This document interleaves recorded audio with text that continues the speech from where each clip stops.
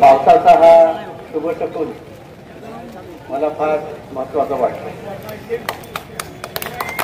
साताऱ्यात पवारसाहेब भिजले आणि निकाल बदलला.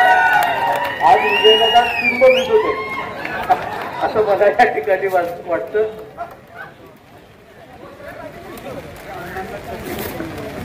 विजयराव बोरावके देखील भरपूर भिजू देत असं मला या ठिकाणी वाटतं.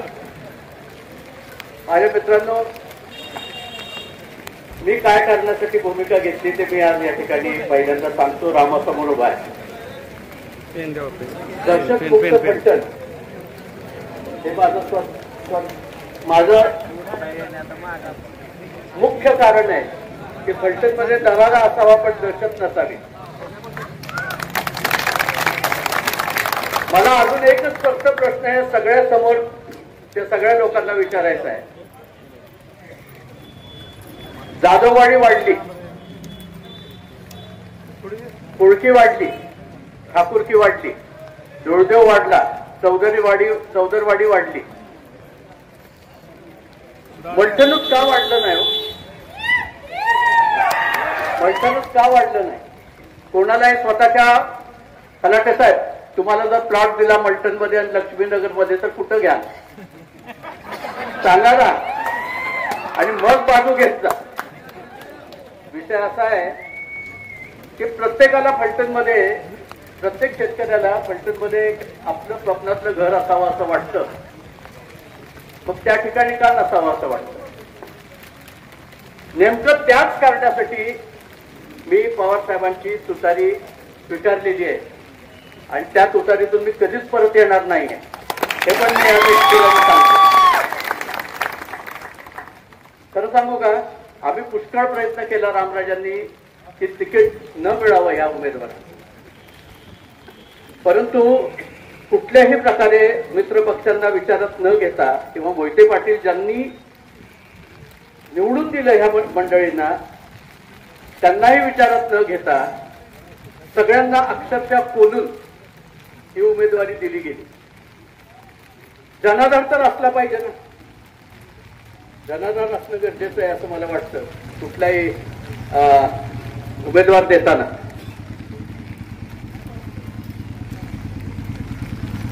मला या ठिकाणी एकच आपल्याला सर्वांना सांगायचं आहे की मी त्या दिवशी बराच अपसेट झालो होतो. यांना तिकीट मिळालं त्या दिवशी.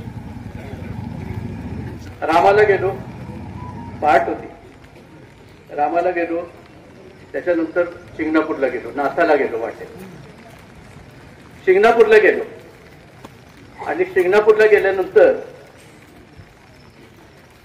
सूर्याच्या पाया पडायला, उगवत्या सूर्याच्या पाया पडायला बाहेर गेलो, महादेवाच्या पाया पडलो.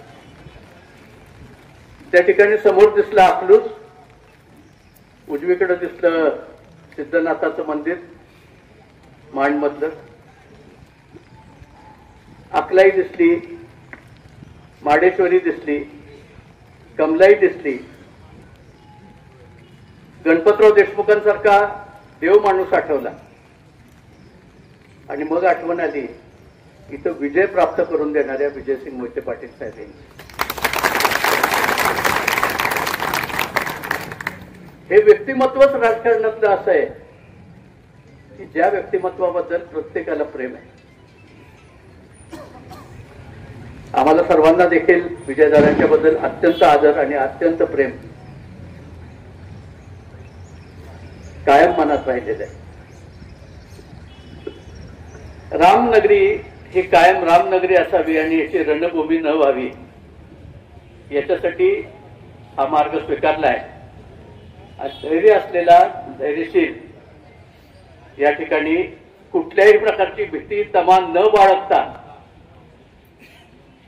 उभा राहिलाय. धैर्यशील बाळांच्या पाठीमागे आम्ही ठामपणे उभे राहणार आहे हे निश्चितपणे सांगतो. रघुनाथ याचा अर्थ राम आहे. रघुनाथ आणि राम हा एकच अर्थ आहे. आमची सर्वांची संजीवनी म्हणजे संजीवराजे त्यांच्या मालकीनं तिथं हजर आहे.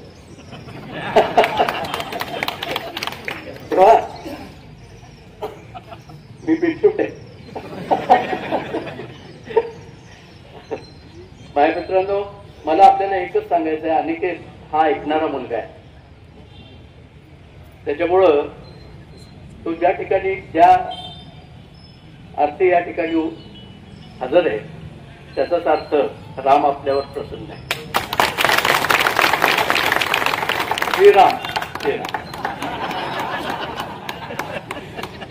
मला या ठिकाणी आपल्याला सांगावंसं वाटतं की या संबंध राजकारणात इतकं विचित्र राजकारण आजपर्यंत मी पाहिलं नव्हतं. गेलेल्या माणसांची सुद्धा नावं घेऊन वेडवाकडं ह्या गजानन चौकात बोललं गेलं. आमच्या काकींबद्दल बोललं गेलं, आमच्या वहिनींबद्दल बोललं गेलं.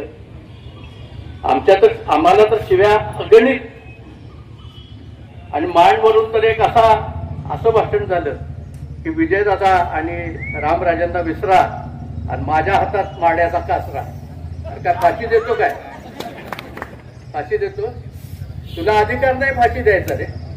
या राजवाड्याला अधिकार होता फाशी द्यायचा, पण या राजवाड्याने कोणाला फाशी बिशी काही दिली नाही. या राजवाड्याला कुणालाही फाशी दिली नाही. माझ्या आजोबाला फाशी देण्याचा अधिकार होता. मला जर असताना